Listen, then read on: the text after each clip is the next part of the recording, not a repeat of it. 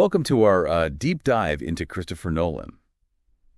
You sent in some fascinating articles and notes about his style, and I have to say, preparing for this, wow.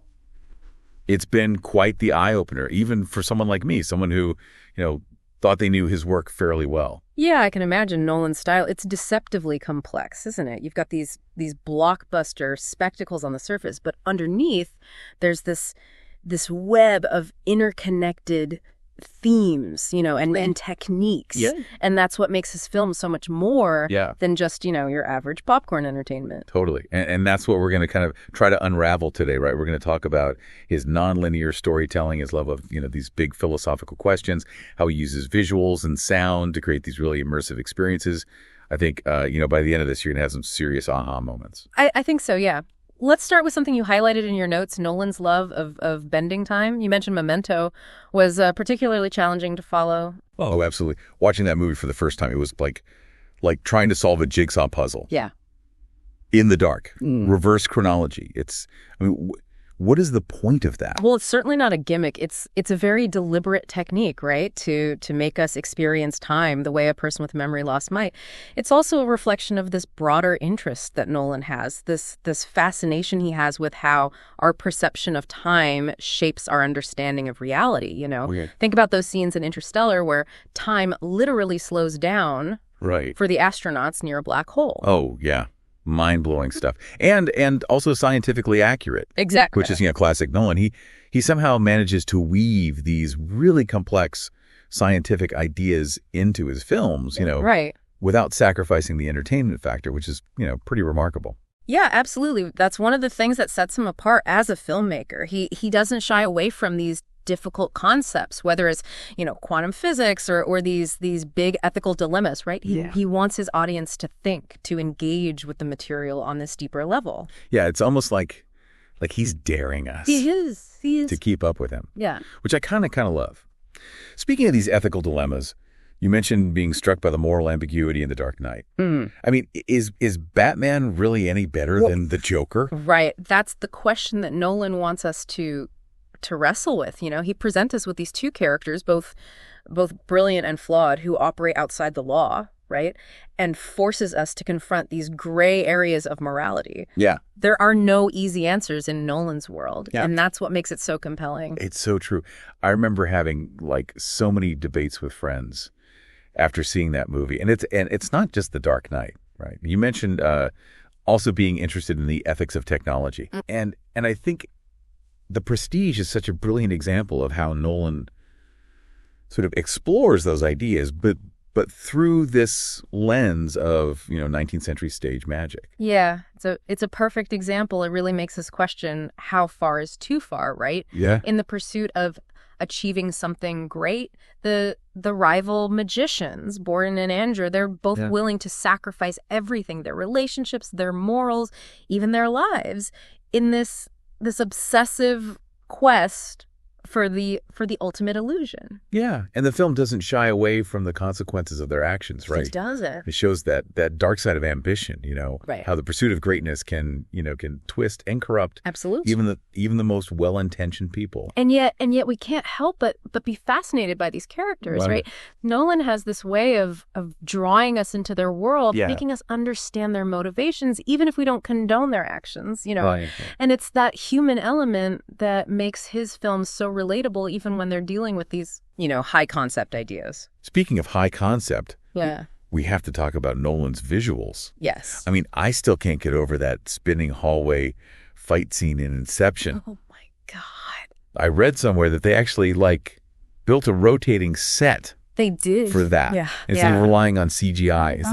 Is that even possible? It is. And it's a perfect example of Nolan's commitment to practical effects. He believes that creating things in camera, whenever possible, adds this level of realism and intensity that you just can't replicate with computer graphics. So how did they even do that? It looks so seamless. Right. It's mind-boggling. Well, they built this massive rotating set inside a warehouse. Wow. And the actors had to rehearse extensively, right? To make sure they could move and fight convincingly within that space, Right. Imagine trying to fight gravity while also delivering your lines and hitting your marks. That's incredible. It's no wonder those scenes feel so visceral and real. You can actually sense the danger Yes. and the disorientation that the characters are experiencing. Absolutely. And it's not just about spectacle, right? Right. Nolan's use of visuals, it's always deliberate. It's always serving the story. Right. Think about the way he uses these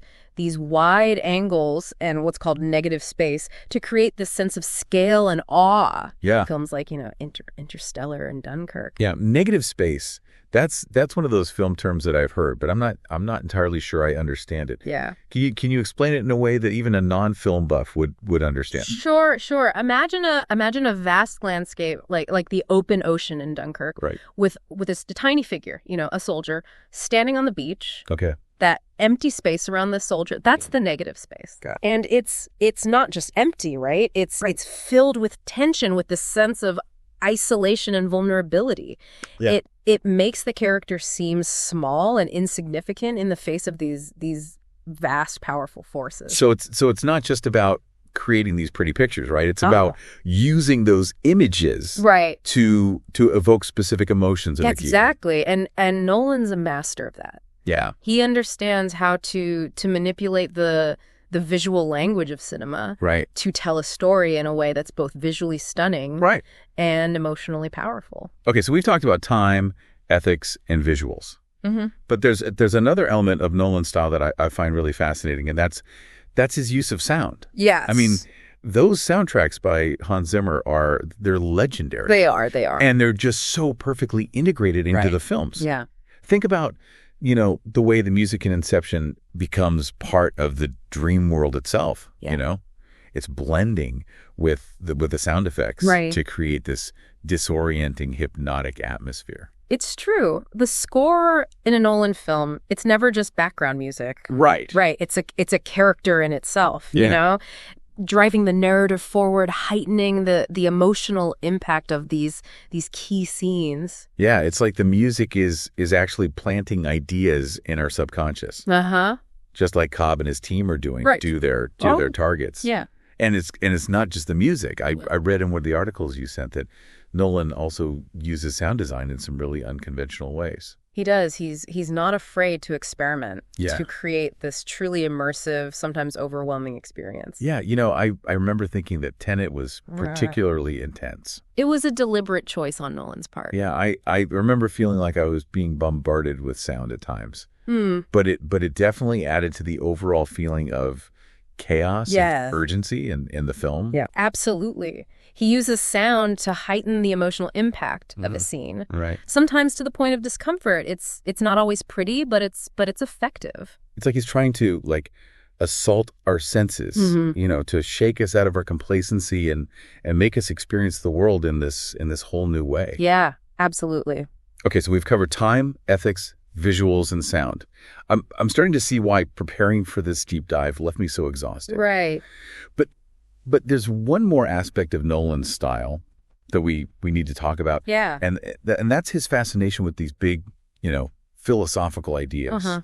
And he manages to weave those ideas into his films in a way that's both thought-provoking and entertaining. He's not afraid to tackle these complex subjects, the nature of reality, the meaning of life, the power of the human mind, but he does it in a way that's accessible to this wide audience. It's like he's this philosopher disguised as a blockbuster filmmaker. I remember being particularly blown away by the way he tackled the concepts of relativity and quantum mechanics in Interstellar. Yeah. It was like taking this crash course in theoretical physics, but in the most visually stunning and emotionally engaging way. Right. And that's what's so remarkable about Nolan. He can take these abstract, heady concepts and make them feel tangible, relatable, and even exciting.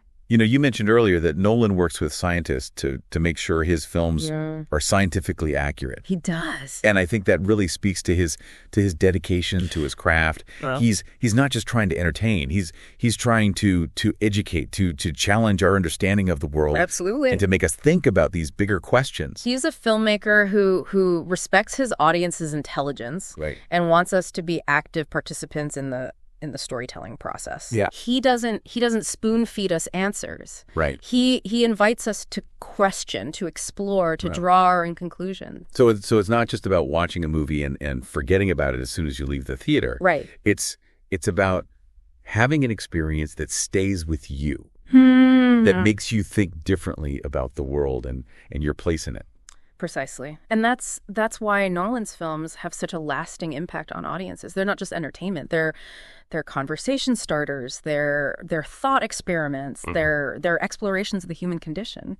Okay, we've talked about time-bending narratives, ethical dilemmas, mind-blowing visuals, and sound. That's both beautiful and unsettling. But there's another element of Nolan's style that I think is key to understanding his work. Right. And that's his use of duality and paradox. You're absolutely right. The motif of two sides of the same coin, mirrored reflections, characters that are both similar and diametrically opposed. Right. It's a recurring theme throughout his films, isn't it? It is. And it's not just a visual gimmick, It's deeply tied to these philosophical questions he's exploring. Take The Prestige, for example, the two magicians, Borden and Angier. They're obsessed with outdoing each other. Right. But their rivalry is ultimately self-destructive. Yeah. They're both brilliant and talented, but their ambition consumes them, and it leads to tragedy. It's almost like they're two sides of the same person, each representing a different aspect of the human psyche, the drive for success, the fear of failure, the willingness to sacrifice everything for one's art. Right. And that theme of duality is present in so many of Nolan's films, isn't it? It is. Think about Batman and the Joker in The Dark Knight. They're both operating outside the law. They're both using violence to achieve their ends, and yet they represent these opposing forces, order and chaos, justice and anarchy. They need each other to define themselves, right? And their conflict ultimately reveals the contradictions within society itself. It's fascinating how Nolan uses these dualities to explore not just the inner lives of his characters, but also the larger, social and philosophical forces at play in the world. And he often does it with very little dialogue. He relies on the actor's expressions, right, the visual symbolism, and the overall mood and tone of the film, to convey these complex ideas. You're right. There's a certain minimalism to his approach, a preference for emotional subtlety over these overt displays of feeling. Right. Think of Matthew McConaughey's performance in Interstellar. Yeah. He conveys so much with just a look, a gesture, a single tear rolling down his cheek. It's like he trusts the audience. He does. To fill in the blanks, to connect with the characters on an emotional level without being spoon-fed every single feeling. Exactly. He allows us to experience the story alongside the characters, to feel the weight of their choices without being explicitly told. Yeah, I think instead of hitting us over the head with exposition and dialogue, he creates these richly layered visual and oral landscapes that invite us to engage with the material on this deeper, more intuitive level. It's a truly immersive approach to filmmaking that demands our full attention and rewards us with this truly unforgettable cinematic experience. I think you've perfectly captured. Well, thank you. What makes Christopher Nolan such a unique, well, I appreciate it, and compelling filmmaker. I'm glad you think so, but we've only just scratched the surface. There's so much more to explore. In Nolan's filmography. Okay. So many layers to unravel, so many questions to ponder. So we've covered a lot of ground in this first part of our deep dive into Christopher Nolan's directorial style. We've talked about his love of bending time, his exploration of these complex ethical dilemmas, his masterful use of visuals and sound, and his ability to weave these big philosophical ideas into his blockbuster films. Right, but we're not done yet. We're not. There's still so much more to unpack. Right. There is. Stay tuned, because in the next part of our deep dive, we're gonna delve even deeper into Nolan's world, exploring the recurring themes, the hidden symbolism, and the influences that have shaped his his unique vision. We'll uncover the secrets behind his creative process, his collaborations with key actors and crew members, and the evolution of his style over the course of his career. Get ready for even more aha moments, more mind-bending insights, and more of that cinematic magic that makes Christopher Nolan one of the most fascinating and influential filmmakers of our time. As we dive deeper into Nolan's world, I think it's important to remember that his themes aren't just these standalone pieces. They're interconnected in so many fascinating ways. Yeah, that's a great point. Yeah, I've always sort of had this feeling that his films are all part of this larger conversation. A grand exploration of certain recurring themes and ideas. Right. But I've never been able to quite put my finger on what those connecting threads are. Well, one theme that jumps out at me is the nature of identity. Okay. Particularly this idea that our memories and experiences shape who we are. We touched on this earlier with Memento, but it pops up again and again in his films.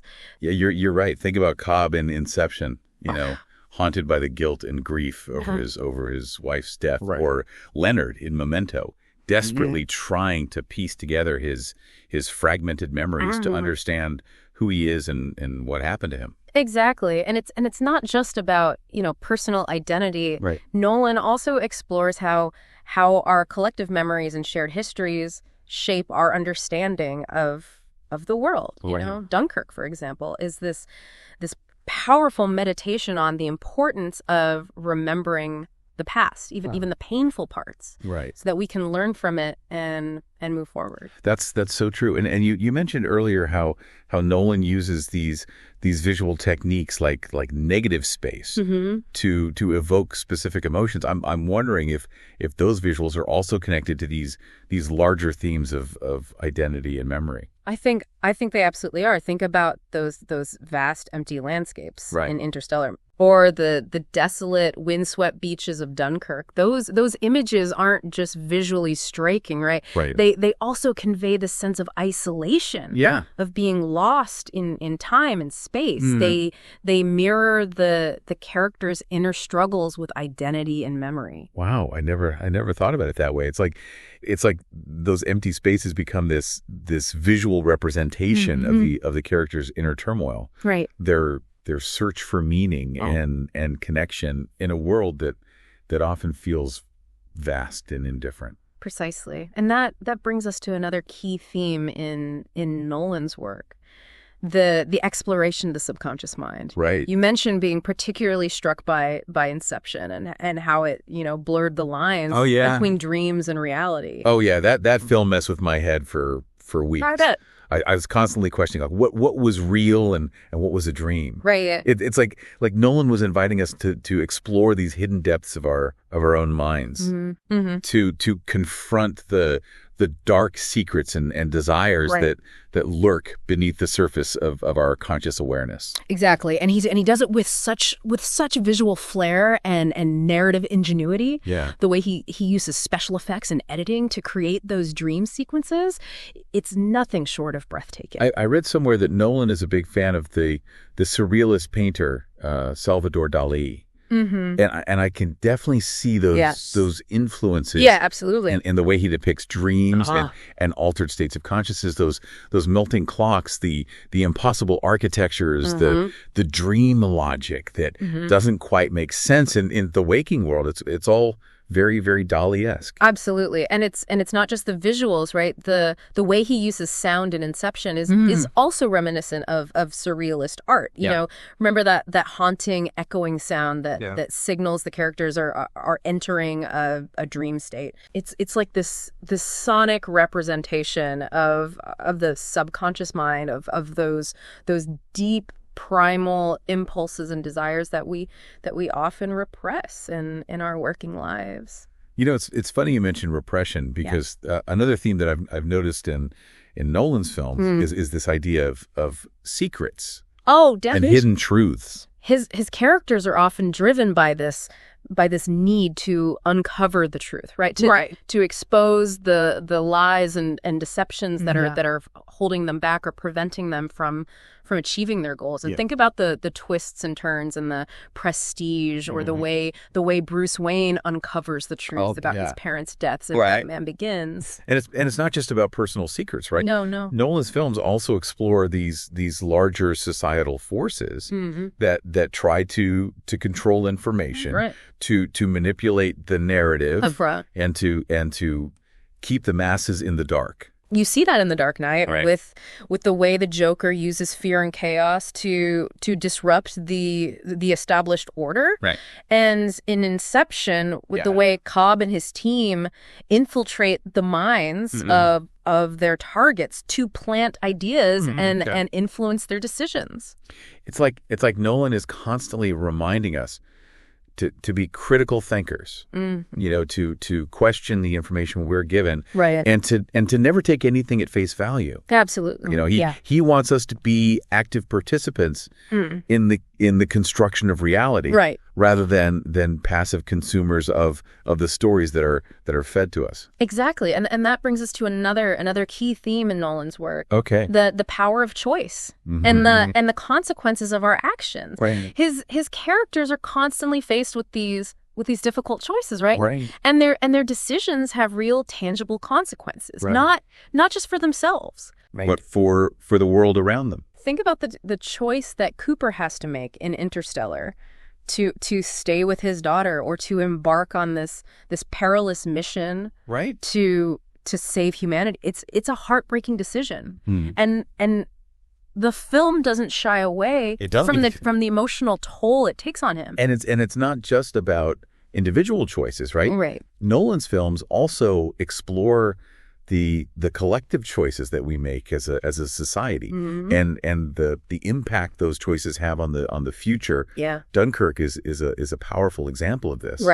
Showing how ordinary people can make extraordinary choices in the face of adversity, and how those choices can have this ripple effect across generations. It's like he's saying that even in the darkest of times, even when all hope seems lost, we still have the power to choose our own destiny, to shape the course of history, and to make a difference in the world. And that message of hope and resilience is one of the things that makes Nolan's films so inspiring, even when they're dealing with these dark and complex themes. We've talked a lot about the themes and ideas in Nolan's films, but I'm also curious about his creative process. How does he actually go about translating these big ideas into such compelling cinematic experiences? Well, one thing that sets Nolan apart is his meticulous attention to detail. He's known for being this very hands-on director, involved in every aspect of the filmmaking process, from writing the script to overseeing the visual effects. I read somewhere that he storyboards every single shot. He does. Before he even starts filming. Which is pretty incredible. It's like he has the entire film mapped out in his head before he even steps onto the set. Exactly. And that level of preparation is what allows him to create such complex and layered films. He's thinking about every element, every shot, every line of dialogue, and how it all fits together to tell the story he wants to tell. And he's also known for his close collaborations with certain key crew members, like cinematographer Wally Feister and composer Hans Zimmer. Absolutely, those collaborations are essential to his success. He trusts his collaborators implicitly and gives them a lot of creative freedom. But he's also very, very clear about his vision for the film. It's like he creates this environment of mutual respect and trust, where everyone is working towards the same goal to create something truly special. And that's why his films feel so cohesive and complete. Every element, from the visuals to the sound to the performances, it's all working in harmony to create this truly immersive and unforgettable experience. As we're talking, I'm realizing that Nolan's career has been marked by this constant evolution and experimentation. Right. He's not afraid to take risks. No, he's not. To push the boundaries of what's possible in cinema and to challenge himself as a filmmaker. You're absolutely right. Think about the way he's incorporated new technologies into his filmmaking. Yeah. From the use of IMAX cameras in The Dark Knight to the experimental sound design in Tenet. And his films have also become increasingly complex and ambitious over time, haven't they? I mean, compare following his low budget debut to Interstellar, which is this sprawling epic that spans multiple planets and dimensions. It's an incredible journey, isn't it? And yet, throughout all of these changes, he's remained true to his core vision. His fascination with big ideas and his desire to create films that challenge and engage audiences on this deep level. It's inspiring to see a filmmaker who is constantly pushing himself, who is never content to rest on his laurels and who is always striving to create something new and innovative. And I think that's one of the reasons why his films continue to resonate with audiences of all ages and backgrounds. Yeah. He's not just entertaining us, he's inspiring us to think bigger, right? To dream bigger and to imagine what's possible. We've been talking for a while now. We have. And I feel like we could keep going for hours. There's just so much I know. To unpack in Nolan's filmography. So many layers to explore. I agree, but we are coming up on time for this part of our deep dive. I think it's time to move on to the final part. Okay. That sounds good. Of our exploration. So as we wrap up our deep dive into Christopher Nolan's directorial style, I'm curious to get your take on his legacy. Where do you think he fits within the larger landscape of cinema? Well, that's a great question. I think it's safe to say that Nolan is already considered one of the most influential filmmakers of the 21st century. He's managed to bridge this gap between blockbuster entertainment and art house cinema, creating films that are both commercially successful and critically acclaimed. You mentioned earlier how he's constantly pushing the boundaries of what's possible in cinema, both technically and narratively. Do you think he's inspired a new generation of filmmakers? I absolutely think so. Yeah, his influence can be seen in the work of many younger directors, who are experimenting with nonlinear storytelling, complex narratives, ambitious visual effects. He's shown that it's possible to make films that are both intelligent and entertaining, that challenge audiences without alienating them. I've noticed that some critics have accused him of being too cold and cerebral. Of prioritizing, spectacle over emotion. Right. What do you make of those criticisms? I think there's a certain emotional restraint in his films, a preference for subtlety over melodrama. Right. But that doesn't mean his films lack heart. Right. Look at the relationship between Cooper and his daughter in Interstellar, or the bond between the soldiers in Dunkirk. Those are deeply moving portrayals of human connection and sacrifice. I think what those critics might be missing is that Nolan's films often operate on this metaphorical level, right? Yeah. He's not always interested in literal surface level emotions. He's exploring these deeper, more existential themes about time, memory, identity, and the human condition. Exactly, and those themes can be profoundly moving, even if they're not expressed in these conventional ways.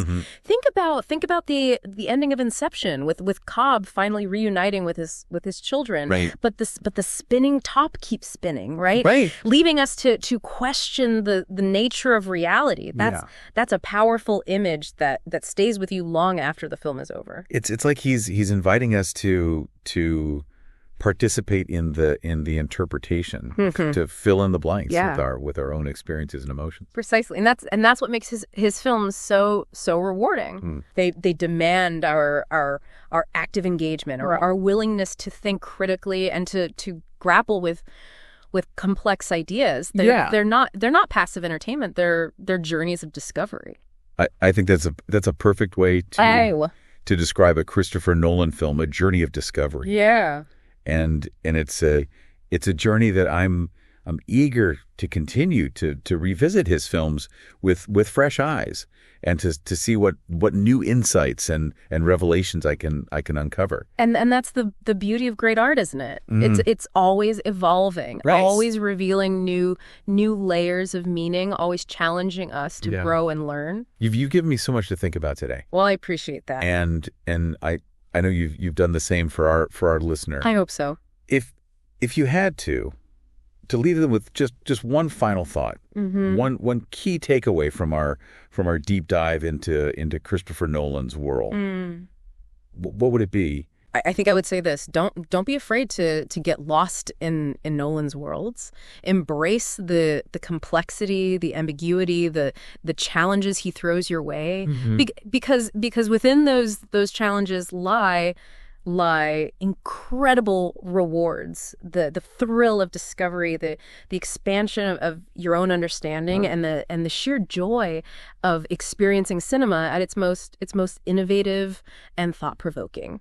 I couldn't have said it better myself. And with that, I think it's time to wrap up our deep dive. Thank you so much for sharing your insights and expertise with us today. Oh, it's been my pleasure. I always enjoy talking about Nolan's films, and it's been a privilege to do so with you and our listener. To our listener, thank you for providing us with such fascinating source material. We hope this deep dive has given you a deeper appreciation for the artistry and the depth of Christopher Nolan's cinematic vision. Absolutely. Until next time, happy viewing.